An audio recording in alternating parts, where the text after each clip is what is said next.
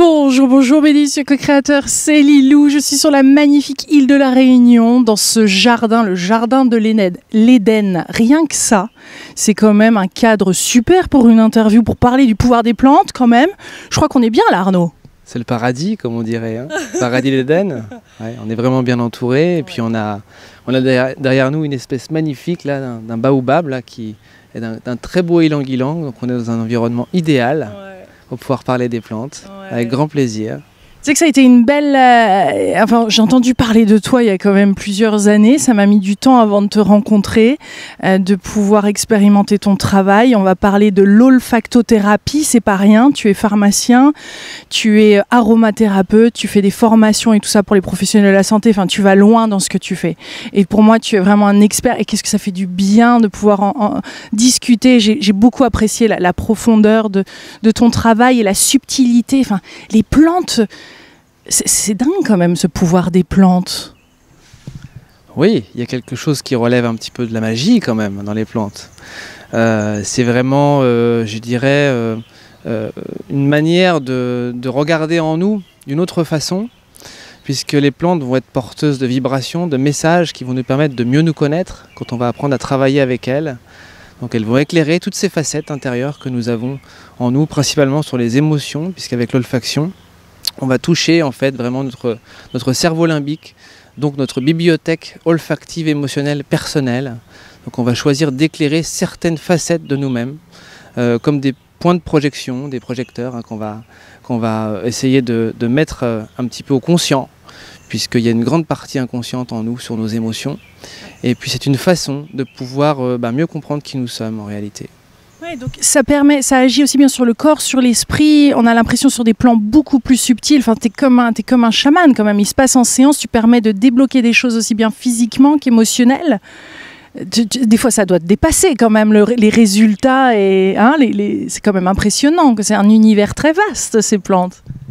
Il y a un côté très vibratoire qui est assez incroyable. Quand on va respirer une odeur, il se passe plein de choses chez quelqu'un. Il faut comprendre déjà que, scientifiquement parlant, au niveau de notre muqueuse nasale, on a plusieurs millions de cellules nerveuses. Donc quand on respire une matrice olfactive, donc une huile essentielle, c'est parfois plusieurs centaines de composés aromatiques différents, eh bien ça provoque comme un feu d'artifice à l'intérieur de nous. Et donc ça va toucher notre cerveau limbique.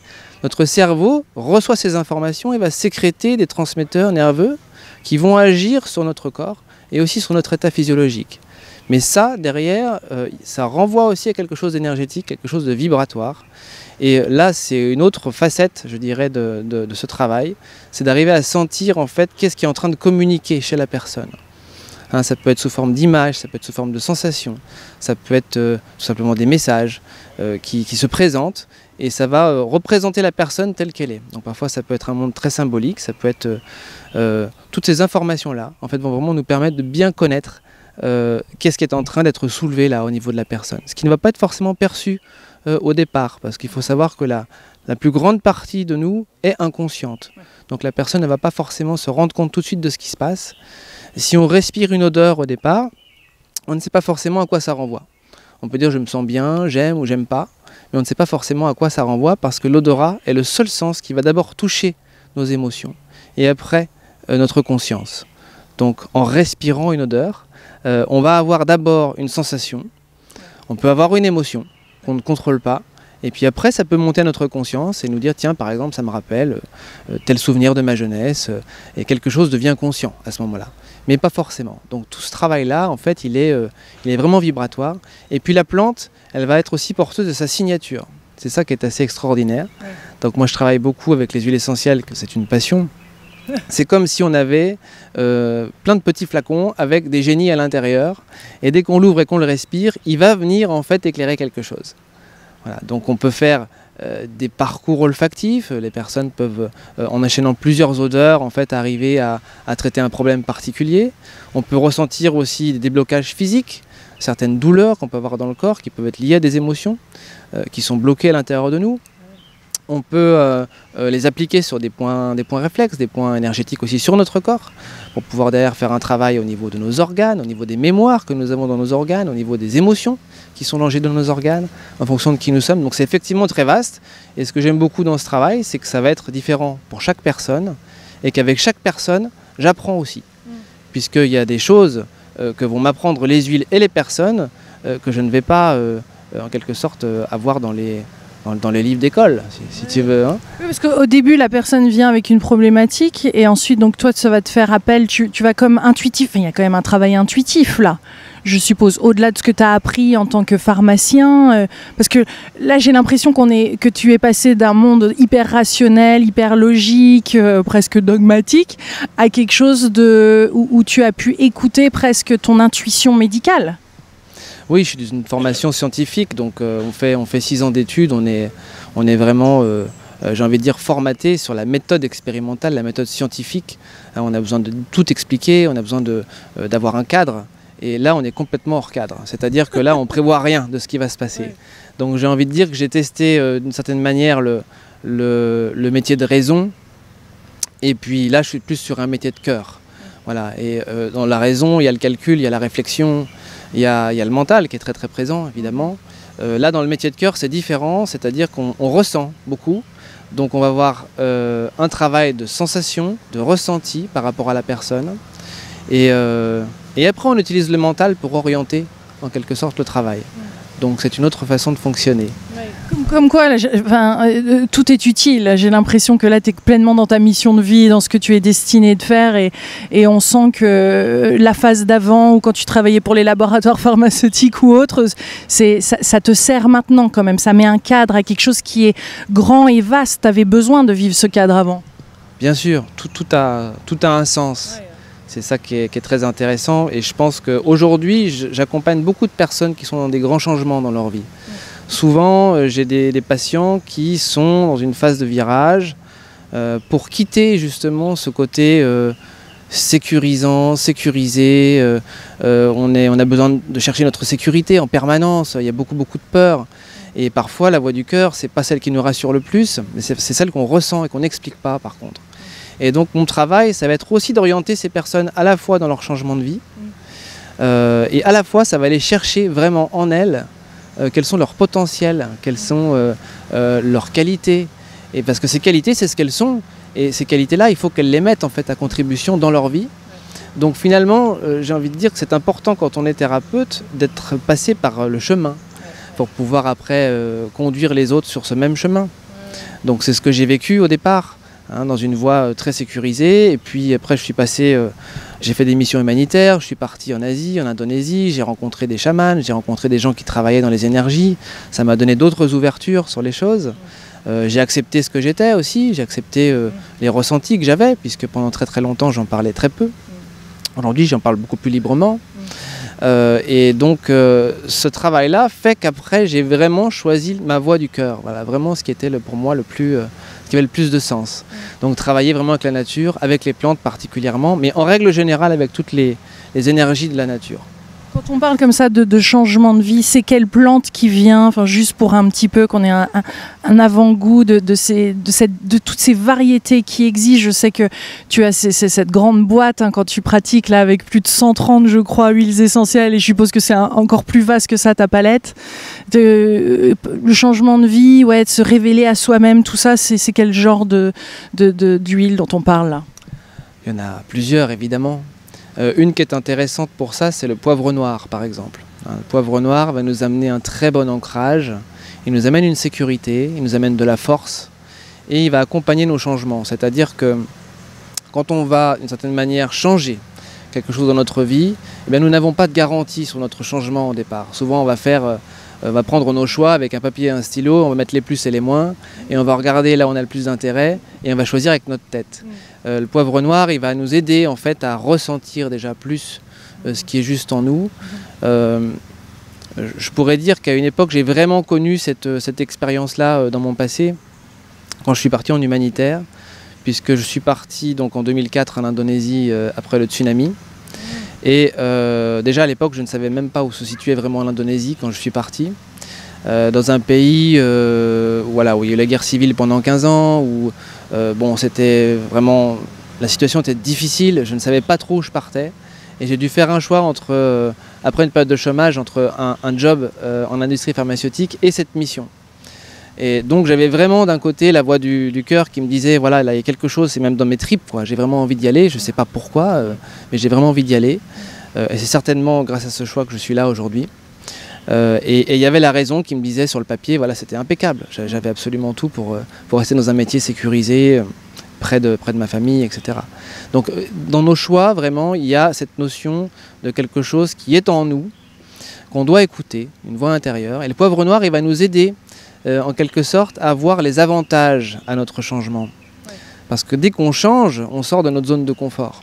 Et ça peut nous faire peur, ouais, consciemment et inconsciemment. Ouais. Et le poivre noir, il va nous aider en quelque sorte à voir les avantages à ce nouveau changement de situation. Comment il agit sur les avantages? C'est-à-dire qu'on va le sentir, on va le mettre sur notre peau, ensuite il va être au contact des cellules, parce que sans le sentir, je veux dire, est-ce qu'il y a même une action ou c'est vraiment juste dans le sentir, ou d'être au contact de la peau et d'être infiltré après dans notre corps, et là aussi il y a quelque chose qui se passe? Comment ça agit? Quel est le processus, tu vois? Eh bien, il y a tout. Il y a tous les processus que tu viens de décrire. Déjà, le sentir. Le sentir, c'est rentrer en connexion avec notre odorat, notre cerveau émotionnel. Ça va modifier notre état physiologique. On va sentir une certaine confiance en nous. On se sent plus sûr, on se sent plus sécurisé. Ensuite, on peut l'utiliser sur le corps. Sur le corps, notre corps, c'est 200 capteurs par millimètre carré au niveau du système nerveux. Donc quand on met une goutte sur notre corps, l'information est relayée aussi directement au cerveau. Donc il se passe quelque chose aussi au niveau de notre corps et sur certains centres nerveux. Ça peut être certains points aussi en lien avec la confiance, par exemple pour renforcer l'effet de la plante. Et puis après il y a le côté vibratoire aussi, on pourrait très bien fermer le flacon et le mettre dans sa poche, et ce côté vibratoire va aussi rentrer en interaction avec notre vibration à nous.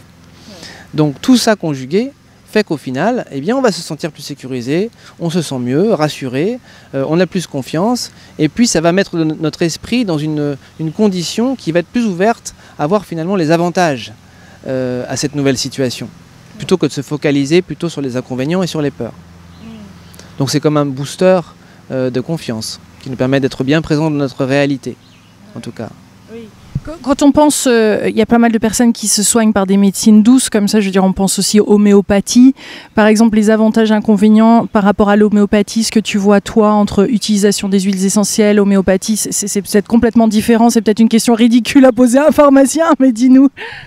Non, c'est effectivement très différent. L'homéopathie, on est basé sur la mémoire de l'eau. Hein, donc c'est une autre façon de fonctionner, c'est de l'information, mais vraiment dans l'infiniment petit, donc ça nécessite pour moi vraiment une science très très précise, hein, qui s'apprend vraiment.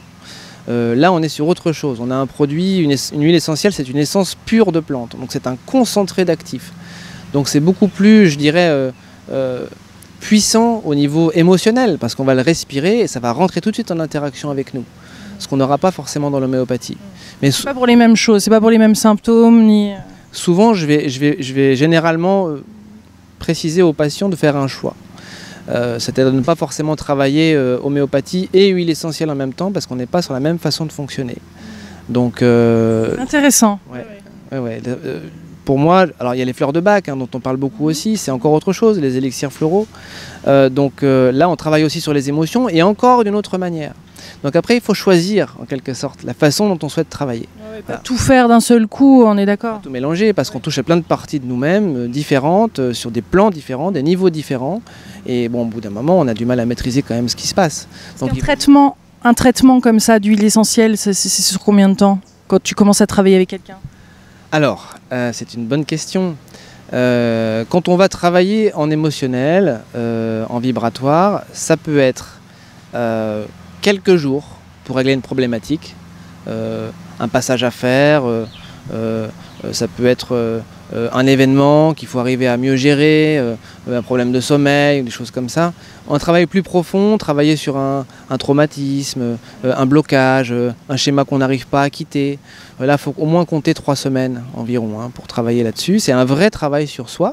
Ça apprend aussi à mieux se connaître. Et après, c'est évolutif puisque nous changeons en permanence. C'est-à-dire que entre le début de l'interview et maintenant, on est déjà différent. On a déjà changé. Donc, il y a, je dirais, quand on vient soigner une personne, eh bien, il y a ce qui est un petit peu sur l'établi, sur le moment. On voit ce qui ressort à ce moment-là. 3 semaines plus tard, ça peut être totalement différent. Tout dépend après comment la personne va polariser sa demande, ce qu'elle veut vraiment en fait travailler. Après, ce qui est certain, c'est qu'on va... J'aime faire les liens vraiment, pour moi c'est indispensable, entre ce que vivent les personnes au niveau physique, parce que là on parle beaucoup d'émotions, mais en réalité les pathologies physiques que nous avons, au départ, proviennent de déséquilibres ou de tensions intérieures que nous avons en nous. Et c'est important, je pense, pour les patients de savoir pourquoi ils ont ces dysfonctionnements, pourquoi ils ont ces tensions intérieures qui génèrent derrière des pathologies. Donc avec l'olfaction, on peut le déterminer. On va aller voir quelles sont les émotions qui sont à l'œuvre dans le déséquilibre en question. Donc on pourra travailler peut-être, si c'est une douleur, on pourra proposer des huiles essentielles antidouleurs, par exemple pour soigner un muscle, une articulation qui fait mal. Mais en même temps, on pourra compléter derrière avec un traitement émotionnel qui va venir travailler sur l'émotion en question qui fait que ça fait mal. Parce que j'ai envie de dire, comme beaucoup de thérapies, ça ouvre une porte, ça peut malheureusement, enfin et heureusement, ouvrir des anciens traumatismes, ça peut révéler des choses qui sont inconfortables. Je veux dire, comment ça se gère entre les séances ? Tu vois, des fois, ce que je trouve qui manque dans certaines thérapies, c'est le service après-vente, tu vois. C'est genre, comment tu gères, en effet, le entre-séances et qu'est-ce que tu conseilles ? Parce qu'il y a des choses qui sont imprévisibles. Tu ouvres une sacrée porte, on peut dire, de conscience. Je pense que dans la consultation, en fait, l'accompagnement est là. Après, j'ai jamais eu vraiment, je dirais, de problèmes ou de retours où ça s'est mal passé. L'important, tout dépend du travail qu'on va faire, en fait. Hein, et l'important, c'est d'être prévenu en fait pendant la consultation. Je pense qu'il ne faut pas avoir peur. Tout simplement, c'est à chaque fois, de toute manière, une manière de mieux arriver à se connaître, à comprendre ce que l'on a en soi. Donc ça, c'est tout le travail de la consultation, qui est d'accompagner la personne pour arriver à accueillir ça. Parce qu'on peut avoir des choses qui peuvent se passer qui sont extrêmement positives pour la personne, mais par contre la personne peut ne pas comprendre ce qui est en train de se passer dans sa vie et se dire « Oh là là, quelque chose ne va pas », alors qu'en fait c'est parfait. Et très souvent les personnes me disent « Ah bah tiens, pendant tel jour, là j'ai eu, pendant 1 ou 2 jours, quelque chose s'est passé, j'avais un petit peu des douleurs au ventre, j'avais un peu ceci, et le 3e jour c'était fabuleux, j'avais l'impression que j'étais une autre personne ». Donc c'est vrai qu'avec le temps, chaque personne va faire son travail plus ou moins vite. Il y a des personnes qui sont beaucoup dans la résistance, il faut prendre plus de temps. Tout dépend de notre aptitude à laisser aller aussi les choses en nous, à accepter aussi et comprendre pourquoi on a créé tel ou tel problème. Donc ça peut être, parfois tout peut se libérer en une séance, parfois il va falloir plusieurs séances, il n'y a pas de règle. Ce qui est souvent assez magique, que j'aime beaucoup, c'est que parfois quand on résiste sur une odeur ou qu'on n'aime pas une odeur, ça va venir soulever des choses qui peuvent être difficiles émotionnellement en nous. Et le travail qui peut être fait pendant une séance parfois suffit en fait à permettre de changer d'avis sur l'odeur. Voilà, et si on resoumet la personne en cours de séance à une odeur qu'elle n'a pas aimée en début de séance, il se peut qu'elle aime et qu'elle ne la reconnaisse pas. Et là on comprend comment ça a bougé à l'intérieur de nous, puisqu'on ne reconnaît pas l'odeur qu'on n'a pas aimée. Donc c'est qu'on a reformaté, on a fait un travail intérieur et on a débloqué quelque chose à l'intérieur de nous. C'est-à-dire que notre perception vraiment de l'odeur est le reflet exact de ce qui se passe à l'intérieur de nous au niveau émotionnel. Donc ça c'est toujours... Ça te fait une belle lecture en face. Oui, bah du coup on a tout de suite la validation que là c'est bon, on a bien travaillé quoi, vraiment. Et tu le vois énergétiquement sur le corps, tu as une lecture, qu'est-ce qui se passe? Oui, alors ça c'est difficile à expliquer. En fait, quand on respire une odeur, quand la personne va respirer une odeur, je perçois des choses qui se passent dans son corps, dans ses vibrations.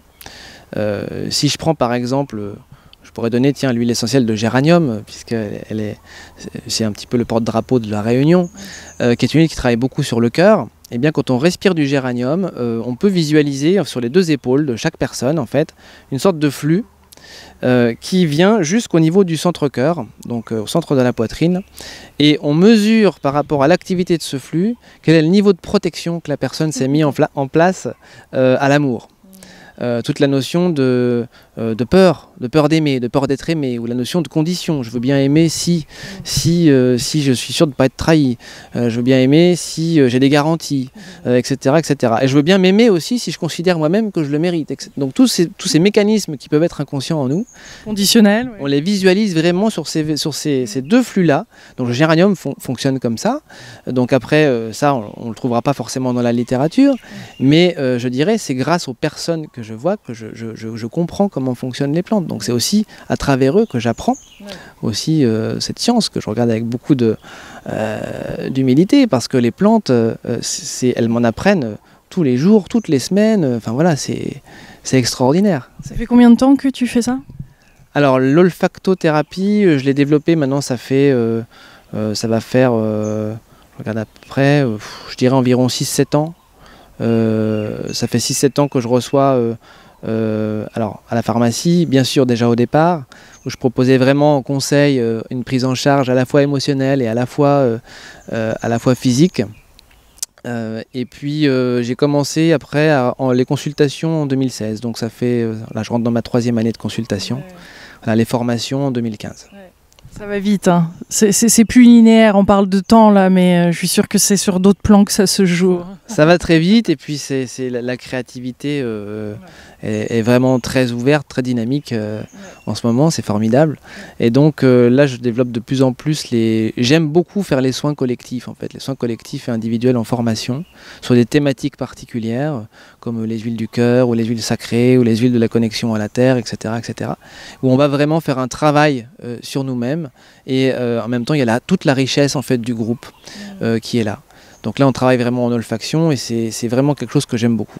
C'est fou de parler de groupe là justement, parce que ça paraît tellement individuel, et les potions que tu fais quelque part, les mélanges que tu proposes aux patients sont très personnels. Donc comment on arrive à travailler avec le collectif là?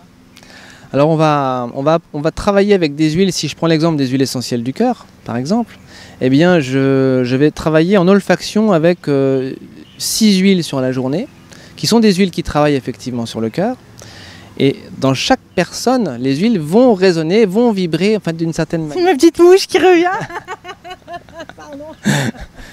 sur l'olfaction, sur le nez justement. sur l'odorat. Et donc, si on fait respirer à 10 personnes sur une olfaction prolongée de géranium, par exemple pendant 5 ou 10 minutes, eh bien derrière, chacune des personnes va réagir à sa façon. Ça va venir rentrer en interaction avec chaque personne. Et souvent, il y a une grande interaction aussi dans le groupe qui ressort. Donc c'est prendre une seule et même huile et voir comment est-ce qu'elle va révéler en fait chez les personnes du groupe.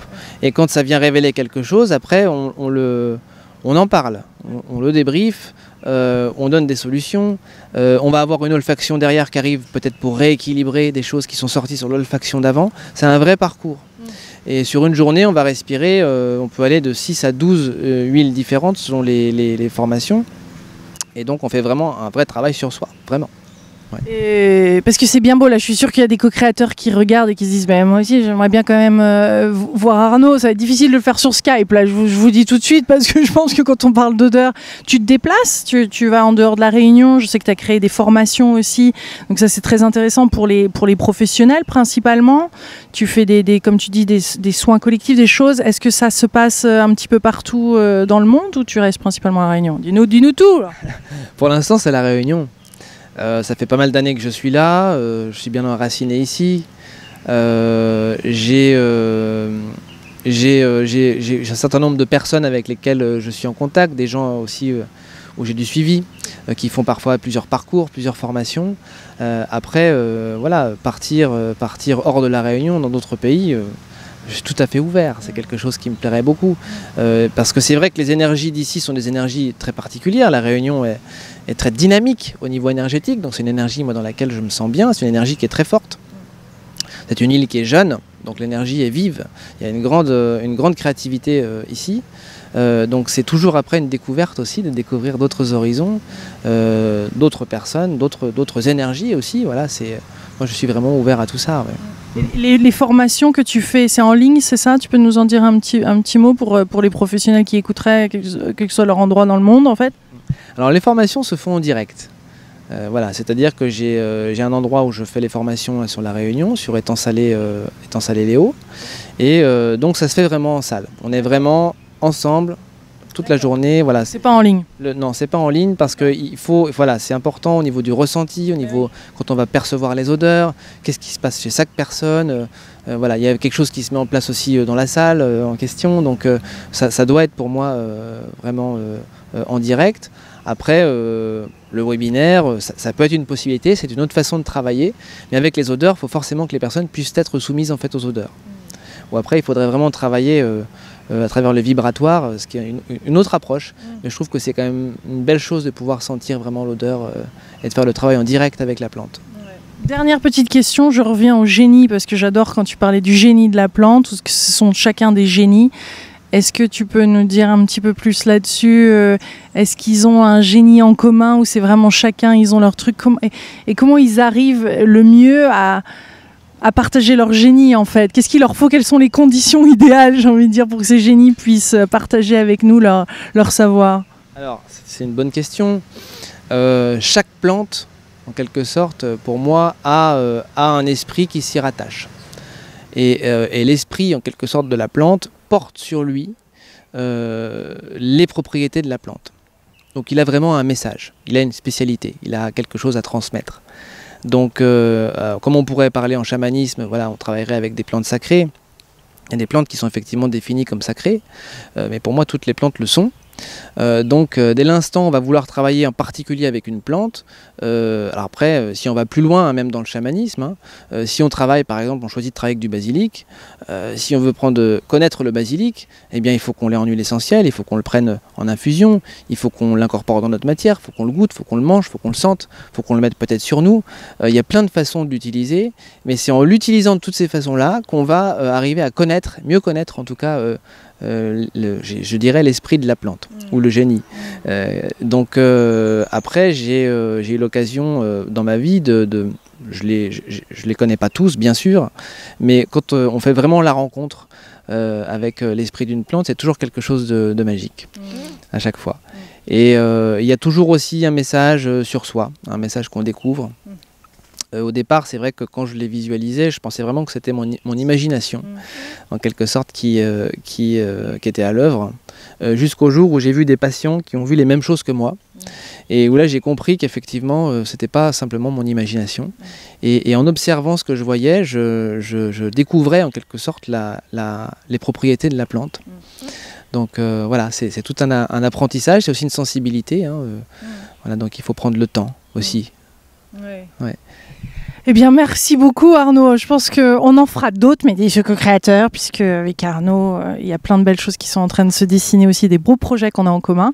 Donc, on fera une autre vidéo pour ça. En tout cas, merci. C'est un vrai bonheur de t'avoir rencontré, d'avoir passé du temps avec toi, de pouvoir partager toutes ces connaissances. Je trouve que c'est très, très riche en enseignement. Donc, un vrai bonheur. Merci. Et puis, porte-toi bien sur l'île de la Réunion, que je vais bientôt quitter. Moi qui adore. C'est vrai que c'est une belle vibration ici.